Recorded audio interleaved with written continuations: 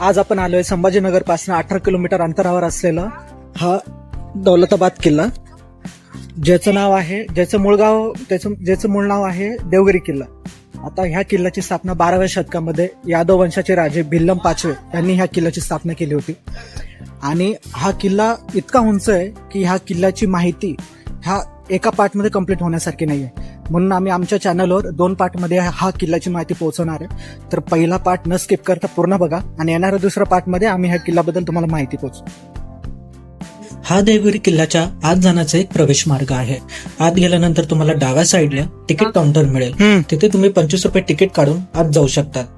तुम्हाला आत जाण्यासाठी एक गोष्ट लक्षात घ्यावी लागेल की तुमचे वॉटर बॉटल्स किंवा तुमचे कॅमेराज हे सगळं तुम्हाला बाहेर ठेवूनच आत जावे लागेल किंवा त्याच्यासाठी वेगळे चार्ज तुम्हाला सेपरेटली पे करावं लागेल.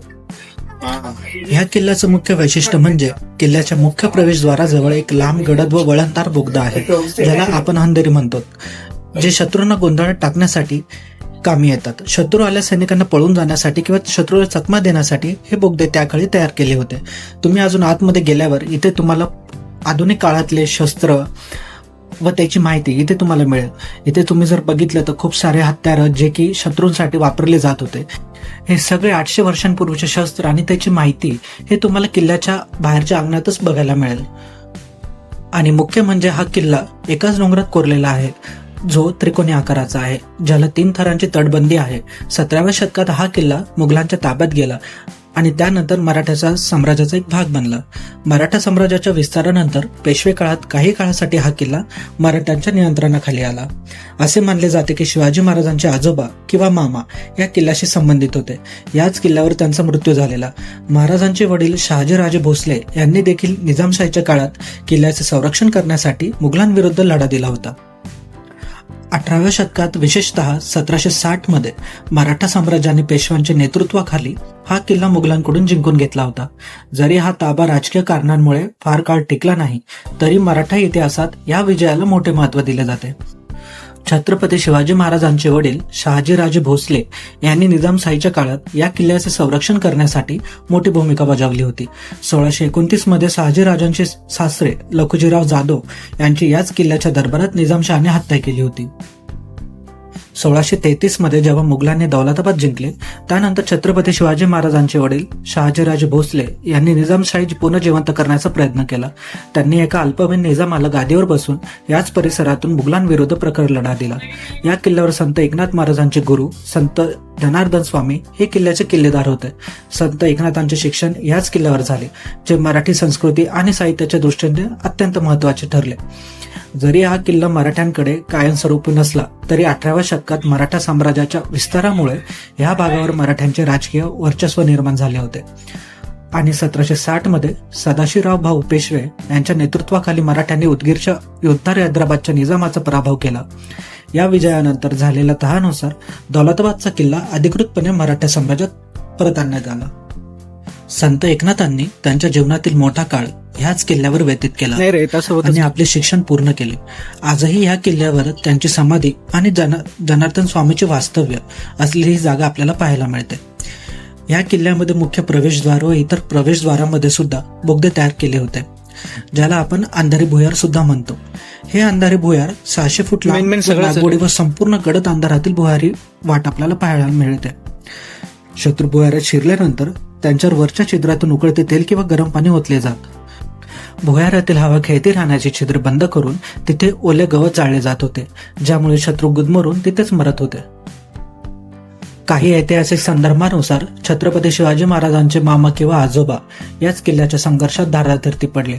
दौलताबाद किल्ल्याची रचना इतकी मजबूत आहे की तो कधीही समोरासमोरच्या युद्धात जिंकला गेलेला नाही. इथे आतापर्यंत कुठलाच राजा हा किल्ला जिंकू शकलेला नाही. या किल्ल्याचे सर्व पराभव केवळ अंतर्गत फितुरी किंवा अन्नाचा साठा संपल्यामुळे झाला होता. मुघलांनी जेव्हा हा किल्ला जिंकला, तेव्हा शहाजीराजांनी अत्यंत कमी सैन्यानिशी या भागातून मुघलांना सळो की पळो करून सोडले होते. हा अनुभव पुढे शिवाजी महाराजांना स्वराज्य स्थापण्यासाठी किंवा गनिमी कावा पद्धती विकसित करण्यासाठी उपयुक्त ठरला. तर आज आपण आलोय 18 किलोमीटर अंतरावर असलेलं दौलताबाद किल्ला. आता दौलताबाद किल्ला याचं मूळ नाव आहे देवगिरी किल्ला. आता ह्या किल्ला जर तुम्ही बघितलं तर हे बघा, हा फक्त इतका खालचा पोर्शन आहे अजून याच्यावर सुद्धा खूप साऱ्या गोष्टी आहे, खूप सारा इतिहास घडलेला आहे, खूप साऱ्या आपल्या राजे महाराजांनी इथे युद्ध केलेलं आहे, पण अजून सुद्धा हा किल्ला कोणी जिंकू नाही शकलेला आहे. आणि हा किल्लाचं वैशिष्ट्य म्हणजे 12व्या शतकामध्ये यादव वंशाचे राजे म्हणजे भिल्लाजी यांनी ह्या किल्ल्याची स्थापना केली होती. आणि हा किल्ला इतका उंच आहे की तुम्ही जर बघितलं तर असं वाटतं की हा पूर्ण आभाळाला टेकलेला किल्ला आहे. तर अशाच ह्या किल्ल्याची आपण माहिती घेणार आहे आणि ह्या किल्ल्याची माहिती मी तुम्हाला 2 पार्टमध्ये देणार आहे. तर पहिला पार्टमध्ये आपण खालचा पूर्ण भाग, हा जो भाग आहे हा इतका पूर्ण भाग आपण एक्सप्लोर करणार आहे आणि त्याच्यानंतर किल्ल्याच्या वरची भागाची माहिती आम्ही तुम्हाला देणार आहे. तर पूर्ण किल्ल्याचं इन्फॉर्मेशन न स्किप करता पूर्ण बघा. हे आहे भारत माता मंदिर. याची खास बाब म्हणजे या वास्तूचे बदललेले स्वरूप हे मूळतः 12व्या शतकात यादवांनी बांधलेले एक भव्य हिंदू मंदिर होते. 13व्या शतकात अल्लाउद्दीन खिलजी आणि नंतर मुबारक खिलजीने या मंदिराचं रूपांतर जामा मस्जिदमध्ये केले. भारताला स्वातंत्र्य मिळाल्यानंतर स्थानिक लोकांनी व स्वातंत्र्य सैनिकांनी तिथे भारत मातेची मूर्ती बसून पुन्हा एकदा याचं रूपांतर मंदिरमध्ये केले. या मंदिराच्या छताला 106 खांब आहेत. धक्कादायक गोष्ट म्हणजे खांब याच ठिकाणचे मूळ मंदिराचे आहे. आजही या खांबावर हिंदू देवदेवतांची मूर्ती व कमळाची फुलं व इतर कोरीवकाम स्पष्टपणे दिसते, जे इस्लामिक राजवटीत नष्ट करण्याचा प्रयत्न झाला होता, तरीही ते आजवर टिकून आहेत. या वास्तूचे मुख्य घुमट अष्टकोनी असून तो हिंदू स्थापत्य शैलीचा मुख्य नमुना आहे.